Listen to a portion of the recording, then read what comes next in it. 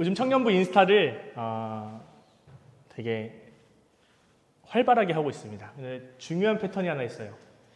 우리 벚꽃 놀러 갔다 와서 찍은 사진 하트 많아요.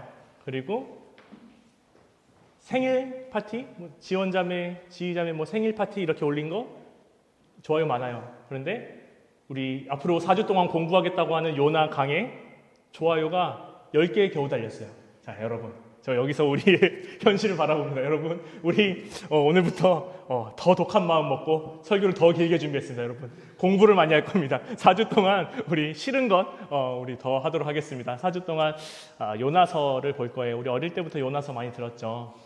큰 물고기, 고래가 뱃속에 있던 요나가 어떻게 됐고 어떻게 됐고 한 얘기 들었는데, 요나를 우리 제가 어느 청년이 한번 목사님 요나서 좀 다시 읽어보실래요? 이러셔가지고 좋다 하고 요나를 읽어보니까 오늘날 이 엄중한 시대를 살아가고 있는 청년들에게 너무나 귀한 말씀이 될 수 있겠구나 해서 저도 다시 좀 공부를 했고 여러분이랑 같이 이 요나를 조금 깊게 읽어보려고 합니다. 중고등부, 초등학교 때 읽었던 요나서보다는 조금 더 딥하게 우리 이 요나의 말씀이 오늘날을 살아가는 우리 청년들에게 하나님이 어떤 도움의 말씀으로 주실지 좀 알아가 보고자 합니다. 여러분, 우리는 매주 예배를 드립니다. 예배를 드리는 이유가 뭡니까? 저는 여러 가지 이유가 있는데요. 조율이라고 생각해요. 조율. 우리가 각자의 삶의 취향대로 살아가다가 우리가 하나의 기준으로 우리의 삶을 조율하겠습니다 했을 때 그 기준이 바로 하나님인 것 같아요. 아까 우리도 찬양을 했지만 하나님의 마음을 기준으로 우리의 마음을 좀 다시 튜닝하고 하나님이 가르쳐 주신 말씀대로 우리의 삶의 방향을 조금 다시 튜닝하고 하나님이 우리에게 일러주신 사랑하라, 내 이웃을 내 몸과 같이 사랑해라, 하나님을 매 순간 찬양하라 같은 이런 여러 가지 하나님의 말씀들을 우리가 주일 예배 때 튜닝하고 갑니다. 튜닝이 끝나고 우리의 삶 속에서 갔다가 다음 주에 오면 어떻습니까? 그 튜닝이 또 다 망가져 있습니다. 다 이상한 끼익 소리 내고 이러고 하나씩 이상한 소리를 내고 있습니다. 하지만 주님은 다시 당신을 기준으로 우리를 회복시켜가고 결국 우리의 삶이 하나님이 지으신 완벽한 그 화음과 완벽한 그 멜로디를 낼 수 있도록 우리를 다시 조율하는 시간이 저는 이 예배라고 생각합니다. 그래서 예배는 크게 오늘부터 공부하니까 좀 재미없는 얘기들도 좀 할게요. 예배는 크게 4가지라고 생각하면 돼요. 예배는 크게 4가지의 형식 안에서 각각의 중요한 순서들이 있는데, 처음에는 모임입니다. 우리가 죄인이었던 우리가 하나님 앞에 모였습니다 해서 모임의 예전이 있습니다. 이때 죄의 고백도 있고요, 하나님께 찬양 드리는 시간도 있고요. 이때 있고 모임, 그 다음에 말씀이 있습니다. 이 말씀은 하나님의 말씀, 또 설교자가 설교를 하기도 하고요. 그 다음에는 나눔이 있습니다. 이 말씀을 우리가 가지고 우리가 어떻게 살지 조금 나눕니다. 이때 사실은 성찬식도 이때 있어서 예수님이 우리에게 주신 말씀들을 우리 마음속에 이제 다지는 그런 시간들이 바로 나눔입니다. 그리고 중요한 게 파송 시간입니다. 마지막 순서는, 예배 마지막 순서는 파송인데, 그렇기 때문에 저는 여기서 이 4번째 파송에 대해서 우리가 좀 많이 생각을 해봤으면 좋겠는데요. 예배 끝나고 축도하고 끝나면 예배가 끝나는 것이 아닙니다. 기독교인에게 중요한 우리가 기억해야 될 것은 무엇이냐면 파송과 함께 삶의 예배가 시작된다는 게 이 예배의 의미예요. 그래서 1시간, 주일에 1시간짜리 우리의 4가지 예배를 딱 드리고 나서 마지막으로 파송과 동시에 여러분은 이제 예배가 끝났습니다가 아니고 이제 우리가 교회에서 모인 예배를 다 드렸으니 여러분은 오늘 하나님께서 주신 여러분의 말씀, 그리고 여러분이 다시 하나님을 닮아갔으니 여러분의 모습을 가지고 세상에 파송돼서 세상 속에서 하나님을 예배하고 세상 속에서 하나님의 영광을 드러내는 삶을 사십시오 하는 게 원래 예배의 룰이에요. 그러니 기독교인들은 무엇이냐면 이제 우리의 삶 속에서 삶의 예배를 더 잘 드리기 위해서 하나님이 우리를 어떤 모습으로 지었는지 알아가고 또 우리의 모습을 조정하고 우리가 뉘우칠 것이 있다면 뉘우치고 우리가 흐트러진 것이 있다면 다시 주님께 돌이키기 위해서 우리는 예배를 드리고, 이 회복된 우리는 다시 회복된 모습으로 예배를 살아간다. 이게 워낙에 우리 기독교인들의 정체성입니다. 우리는 삶 속에서도 예배를 드린다. 그런데 우리는 계속 이 교회의 역할을 이 교회에서의 예배만을 생각하곤 합니다. 여러분, 우리 단톡방에 없으신 분들도 있을 수 있지만 최근에 저희 청년 한 명이 군대를 갔어요. 그리고 군대를 간 친구가 단톡방에 이제 육군 훈련소 수료를 했다고 사진을 올렸는데 사실 그 전에 간 청년들이 있거든요. 박모 청년, 유모 청년 사진을 봤을 때는 내가 이 친구를 믿고 밤에 잠을 잘 수 있을까 생각을 했었어요. 그런데 최근에 변모 청년이 사진을 보내줬는데 이런 군인이라면 내가 믿고 잠을 잘 수 있겠다라는 생각을 하게 됐습니다. 군대에서 밥을 주는 이유가 뭡니까? 배부르라고? 아닙니다. 멋있는 군인 만들려고 밥을 주는 거죠. 훈련시키는 이유, 잠재워주고 옷도 주고 하는 이유가 무엇입니까? 멋있는 군인을 만들려고 훈련소에서 밥도 먹이고 훈련도 시키고 잠도 재우고 하는 겁니다. 우리 교회도 그런 곳인 것 같아요. 우리가 교회에 나와서 예배드리는 수많은 친교도 있고 나눔도 있고 이런 것들이 있지만 교회에 나와서 가장 중요한 것은 제 생각에는 이 교회 안에서 우리가 하나님의 기준을 바라보고 하나님의 말씀을 듣고 그 말씀을 가지고 세상에서 그리스도인으로 살아갈 수 있게끔 파송되는 존재, 군인이 만들어지듯이 그리스도인이 만들어지게 하기 위해서 우리를 교회에 모아주시는 것 같아요. 제 생각이에요. 그러므로 우리는 이 교회에서 드리는 예배가 너무 소중하고 중요한 것만큼이나 우리 일상에서 파송되는 우리의 삶도 너무나 중요하다라는 얘기를 하는데 이 얘기를 서두에 길게 여러분과 나눈 이유는 무엇이냐면 요나는 이 파송을 거부한 사람입니다. 오늘 성경 말씀에 보면은 여호와의 말씀이 아미떼의 아들 요나에게라고 나옵니다. 열왕기 하에 잠깐 나오는데요. 요나는 아무래도 남유다와 북이스라엘, 이스라엘이 분단되었을 때 북쪽에서 활동하던 예언자였던 것 같아요. 여로보암 2세 때 활동했던 예언자인 것 같아요. 이 예언자에게 하나님이 이 북이스라엘을 멸망시키는 나라가 아시리아라는 나라인데 그 나라의 큰 수도는 아니지만 큰 도시 중 하나인 니느웨에 가서, 그러니까 적국에 가서 회개를 말해라 라고 이야기를 했어요. 그런데 어떤 이유인지는 아직 몰라요. 우리가 읽지 않았기 때문에. 어떤 이유인지는 모르지만 요나가 이거를 거부를 합니다. 요나가 하나님의 말씀이 있는 곳에, 하나님이 가라 한 곳에 가지 않고 거부를 합니다. 그래서 이스라엘을 기준으로 요즘 아주 중동 뉴스 많이 보셔서 지도를 잘 아시겠지만 이라크 쪽으로 북쪽으로 이렇게 올라가면은 이라크의 큰 도시인 지금 이라크 니느웨라는 지역이 있고요. 반대로 우리 요나가 어디로 가죠? 욥바로 내려간 다음에 다시스로 간다라고 나오지 않습니까? 다시스라는 곳이 성경에서 정확히 그곳을 이야기하는지는 모르지만 어쨌든 욥바라는 항구 도시로 가서 동쪽으로 가지 않고 이제 서쪽인 더 먼 곳으로 도망을 가려고 합니다. 하나님은 요나를 부르셨는데 오늘 1장 1절에서 여호와의 말씀이 요나를 불렀는데 요나는 정반대로 갑니다. 여기서 우리가 조금 주목해야 될 것은 요나 이야기는 하나님의 말씀으로 시작됩니다. 신앙은요, 우리가 결단해서, 우리가 선택해서 우리가 그리스도인 되는 것이 아닙니다. 요나서 1장 1절을 보면 우리가 확실히 알 수 있는 것은 하나님이 어떤 이유인지는 모르지만 당신을 선택하셨어요. 하나님이 어떤 이유인지는 알 수 없지만 이스라엘 선택했고 요나를 선택했던 것처럼 하나님이 그 크신 은혜로 우리를 선택해 주셨어요. 그게 1장 1절에 여호와의 말씀이 요나에게 임하니라. 그리고 하나님의 선택을 받은 우리, 부름을 받은 우리는 하나님의 부르심, 그 소명을 가지고 이 땅에서 살아가야 될 우리의 미션들이 있는 거죠. 그런데 요나는 여기서 그 미션을 저버렸다라는 것입니다. 요나가 가고 싶은 곳이 니느웨가 아니었을 겁니다.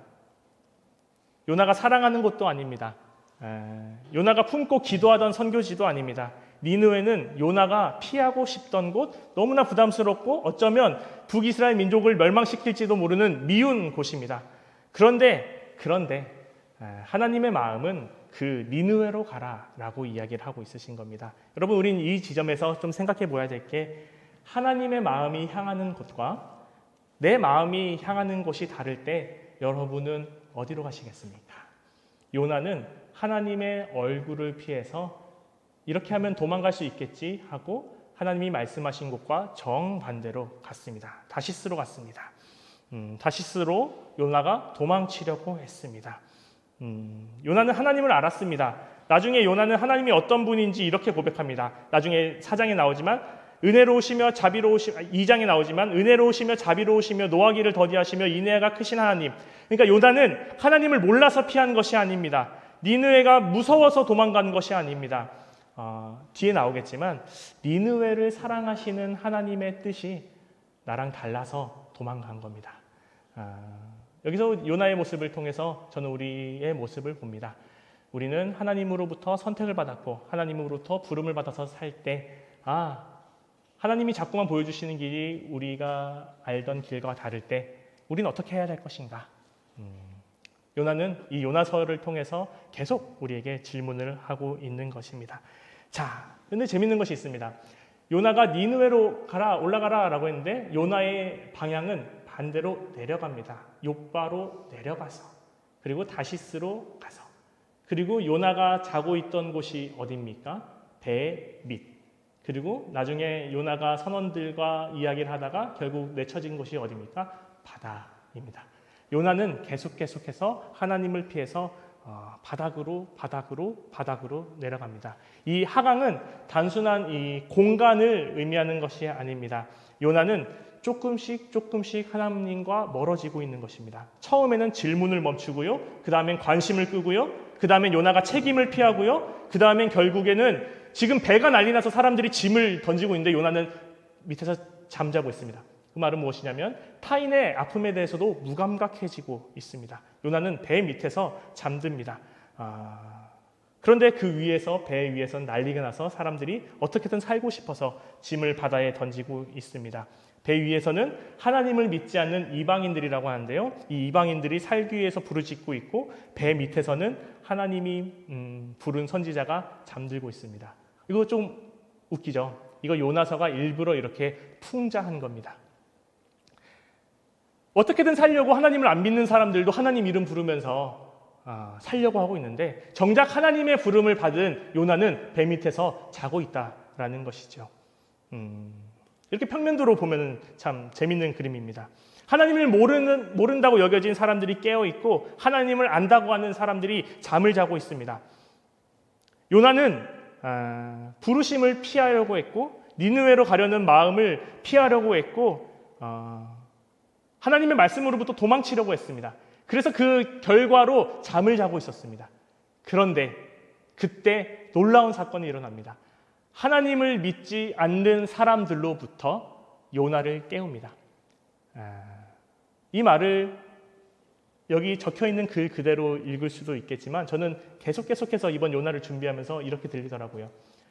하나님의 말씀을 전하고 있지 않아서 요나가 하나님의 부르심을 받은 사람으로서 책임을 하지 않게 되자 결국 고생을 하는 사람들이 누굽니까? 요나와 같이 배를 탔던 사람들입니다. 이 사람은 하나님과도 아무 상관없는 이방인들이었습니다. 저는 이 장면에서 계속해서 이스라엘이 생각났어요. 이스라엘이 하나님의 백성으로 부름을 받은 민족이잖아요. 왜 그런지는 몰라요. 특수한 이유로 하나님이 이스라엘을 선택해서 불렀어요. 그리고 하나님이 이스라엘을 너희가 내 말을 잘 지키면 나는 너희의 하나님이 되고 너희는 내 민족, 내 백성이 될 거야 라고 이야기를 하거든요. 그런데 이 귀한 말씀을 이스라엘 사람들, 히브리 사람들은 어떻게 여겼냐면 똑같은 말씀인데도 이스라엘 백성들은 이건 나에 대한 특권의식이라고 생각을 했습니다. 나를 선택해 주신 주님에 대한 책임으로 여기지 않고 나를 불러서 세우신 하나님의 말씀에 대해서 내가 조금 특권이 있네 라는 생각을 했습니다.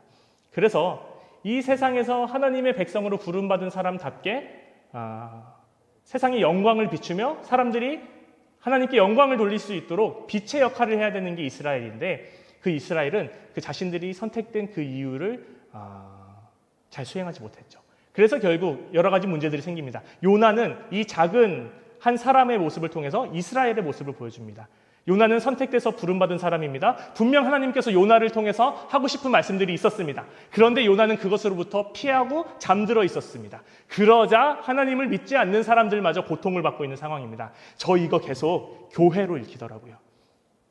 교회도 하나님이 예수 그리스도를 머리로 해서 이 땅에서 하나님의 자녀로서 살아가게 하기 위해서 그리스도인을 길러내고 이 땅에서 하나님의 빛을, 영광을 비추게 하는 그런 집단들로 모아준 곳이 바로 교회인데 그 교회가 잠들어 있는 거 아닌가?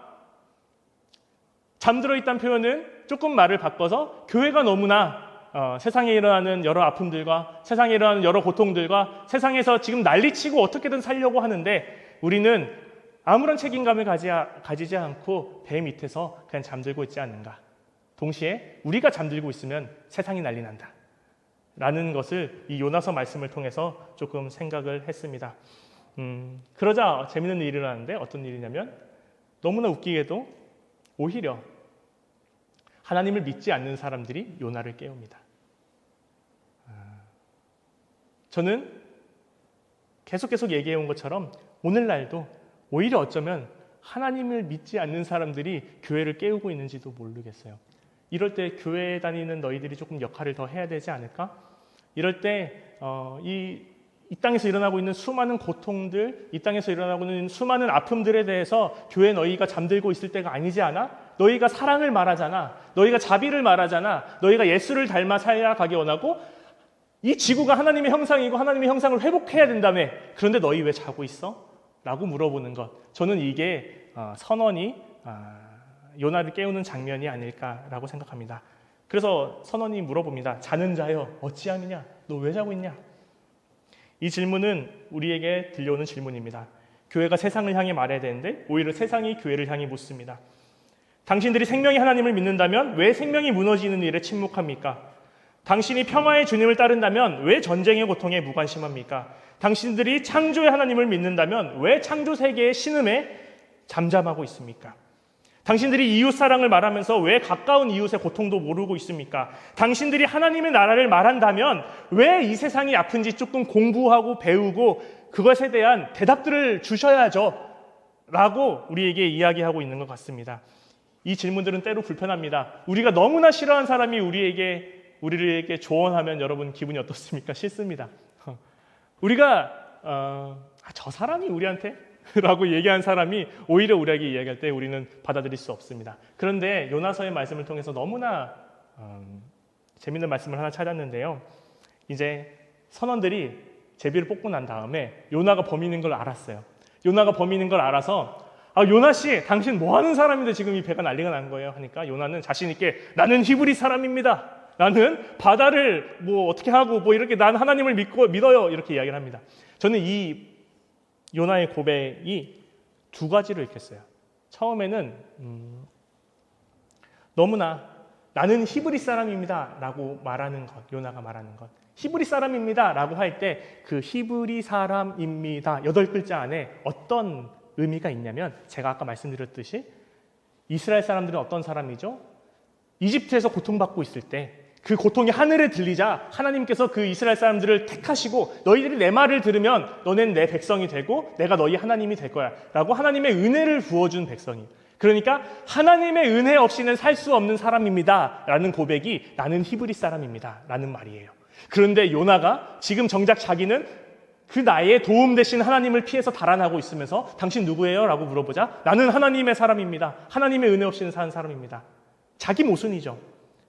하나님의 사람입니다 라고 이야기하면서 하나님을 피해 달아나고 있는 모습. 아마 저는 이때 요나가 이 말을 하고 나서 자기 모순으로부터 오히려 자기 반성으로 넘어간 것 아닐까. 내가 그런 사람이었지. 내가 히브리 사람이었지. 나는 내가 누군가에게 당신 누구입니까? 라고 물어볼 때 나는 히브리 사람입니다. 하나님의 은혜 없이는 살 수 없는 사람입니다 라고 고백하면서 내가 그렇게 하나님을 피해 살아가고 있었구나 라고 생각을 한 것 같아요. 그래서 결국 요나는 선원들이 그럼 어떻게 하면 이 위기를 우리가 넘어갈 수 있을까요? 라고 물어보자 요나가 이제 자기 반성으로 넘어와서 나를 이제 바다에 던지세요. 나를 바다에 던지면 아마 이 풍랑이 잦아질지도 모릅니다 라고 이야기하는 것입니다. 처음에 요나는 자신이 누구인지 말했습니다. 이제는 요나는 자신이 어떤 일을 일으켰는지 인정합니다. 자기를 인정하는 일이 너무나 어려운 일이잖아요. 메타인지라는 말도 있고 자기 객관화라는 말도 있는데 내 안에 부족한 모습을 직면하는 일이 너무나 힘든 일인데 하나님의 은혜로 산다고 고백하는 그 요나의 정체성이 자신을 인정하는데 도움을 주었던 거죠. 저는 이 말씀을 보면서 우리의 정체성도 이 요나가 말하는 정체성과 다르지 않겠구나라는 생각을 합니다. 우리가 살아가면서 우리가 생각해야 될 것, 우리가 우리를 똑바로 바라볼 수 있게끔 하는 도구는 바로 우리는 하나님이 선택하신 하나님의 자녀다, 그리스도인이다 하는 정체성이 여러분 안에 있길 바라고, 이 정체성, 우리가 깨달아 알게 된 이 정체성으로부터 수많은 자기 반성들이 일어날 수 있기를 바랍니다. 나를 던지라는 이 말은 이 모순을 온 몸으로 받아들인 자아 성찰이었습니다. 물론 이게 완전한 회개는 아닐 수도 있습니다. 뒤에서 계속 보겠지만 요나는 아직 니느웨를 사랑할 수 없습니다. 그러나 적어도 자기의 도망이 다른 사람들의 고통과 연결되어 있다는 사실을 보기 시작합니다. 내 무관심이 누구의 고통과 연결되어 있는가? 내 침묵이 어떤 풍랑을 더 키우고 있는가? 지금 내가 취하고 있는 잠이 누구를 흔들고 있는가? 이 질문을 피하지 않고 직면하는 것, 저는 이게 요나서를 통해서 하나님이 우리에게 주시는 말씀인 것 같습니다. 요나는 히브리 사람입니다. 하나님께 선택받은 백성이며 하나님을 경외한다라는 사람입니다. 그런데 요나는 처음에는 그 선택을 은혜가 아니라 자기의 우월함으로 붙들었습니다. 그리고 그것 때문에 요나는 세상에 파송되지 못하고 하나님의 말씀을 가진 파송자, 선교자, 예언자로서 살지 못하고 하나님으로부터 도망간 사람으로 만들게 되었습니다. 요나서가 우리에게 이렇게 이야기합니다. 하나님이 우리를 먼저 선택하셨고 그 하나님이 우리를 선택하신 이유는 모른다. 요나가 잘해서 하나님의 말씀이 임했다라고 요나서 1장 1절에 나오지 않습니다. 왠지 모르는데 아미떼의 아들 요나에게 하나님의 말씀이 임했다. 요나가 더 깨끗해서도 아니고 더 착하고 더 선하고 더 믿음이 좋아서도 아니다. 하나님이 우리 그리스도인도 그렇게 불렀다. 하나님이 우리를 불러서 선택하여 주셨는데 그건 우리가 잘하고 깨끗하고 믿음이 좋아서가 아니라 어떤 이유인지 모르지만 우리를 선택했다. 우리는 선택받은 백성이다. 여기서 한 발자국 더 나가서 그래 내가 선택받은 백성이야 라고 우쭐하는 데서 멈추는 게 아니라 선택받은 백성답게 세상을 향해 파송되는 것까지, 예배의 마지막 순서가 파송인 것처럼 하나님이 우리를 선택해서 우리를 부르시고 우리의 삶 한가운데서 우리가 어떻게 하나님의 백성으로 살아가야 될지 우리에게 소명을 한 명 한 명에게 주었다면 우리는 우리의 삶의 자리에서 하나님의 말씀을 전하는 것, 피하지 않고 그 말씀을 전하는 것이 우리를 부르신 하나님의 이유다라는 것입니다.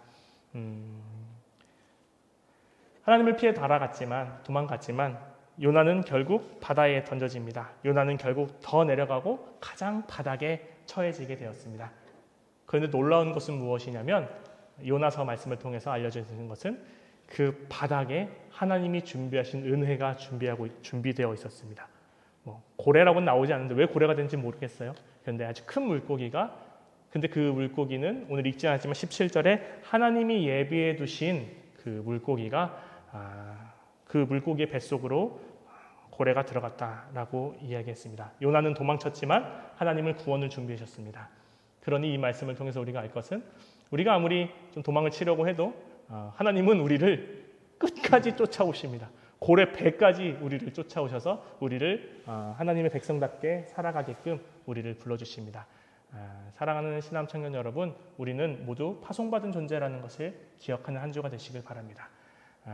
물론 그 하나님의 방향이 우리의 삶이 원하는 방향과 달라서 도망치고 싶어도 여기서 하나 더 알아야 될 것이 있습니다. 도망쳐봤자 하나님이 거기까지 쫓아옵니다. 하물며 물고기 배까지 쫓아옵니다. 여러분, 그러니 도망갈 수 없다는 것을 아시고 선택된 여러분은 하나님의 말씀을 품은 자답게 살아갈 수 있기를 바랍니다. 이 모습은 하나님이 우리를 결국 요나서 1장 1절부터 16절 요나 첫 번째 파트를 통해서 우리에게 말하신 것은 잠들지 마라. 그리스도인들아, 잠들지 마라. 여러분 지금 자고 있는 여러분에게 잠들지 마라 하는 게 아닙니다. 잠들지 마라. 세상에서 잠들지 마라. 우리가 잠들면 세상이 흔들린다.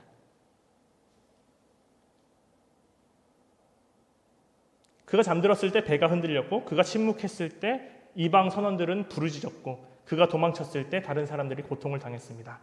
하나님은 요나를 포기하지 않으셨습니다. 잠든 요나를 깨우셨고 도망치는 요나를 추적하셨고 바닥까지 내려간 요나를 붙드셨습니다. 그리고 다시 보내십니다. 이 이야기를 오늘 우리에게 하십니다. 잠들지 마십시오.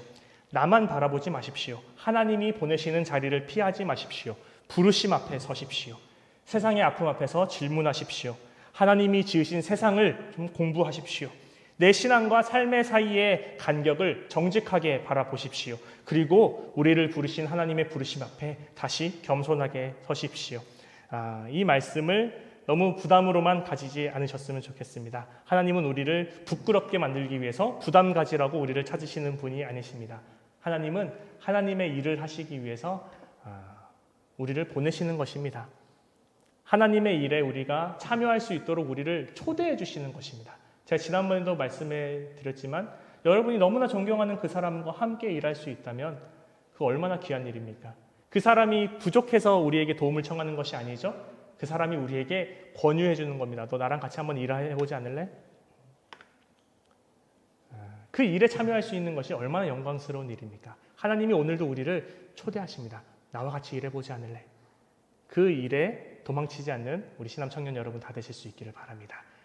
그리고 앞으로 2, 3, 4주 동안 하나님이 어떤 일로 요나를 부르셨고 요나의 모습은 어떻게 변해갔는지 또 그 요나의 마지막은 어땠는지 이 요나서 4주 동안 좀 알아가 보도록 하겠습니다.